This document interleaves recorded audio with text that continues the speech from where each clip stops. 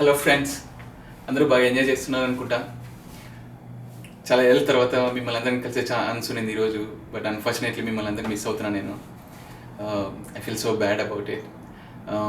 Anyways, I can't help for that, but let me be part of your programme. ఒక చిన్న clip plan చేశాను. యమదొంగ మూవీలో junior NTR dialogue ఒకసారి చెప్దాం అనుకుంటున్నాను ఇప్పుడు.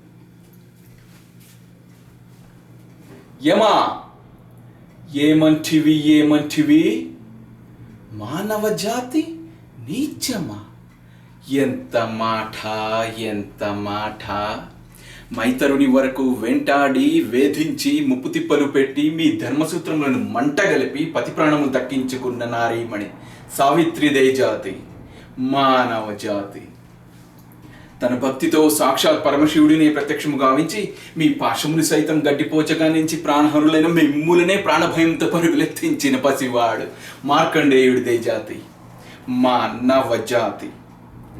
నీచమన్న మా జాతి మూలమున ఏనాడో అప్రతిష్ట మూట కట్టుకున్న మీరు నేడు జాతి అని మమ్మ అవహేళన చేయుటయా?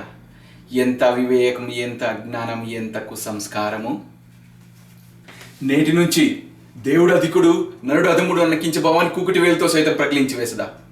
మొక్కులు పొందే ముక్కోటి దేవతలు, దిక్కులు నేలే అష్టదిక్పాలకులు, మనుగడనిచ్చే పంచభూతములు సైతం జయహో నరుడు అని హర్షించే విధంగా ఈ సింహాసనం అధిష్ఠించదా.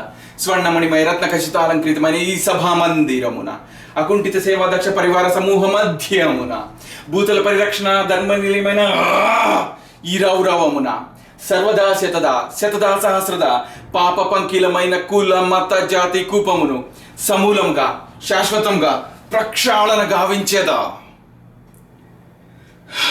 Any doubts? Thank you guys. Have fun.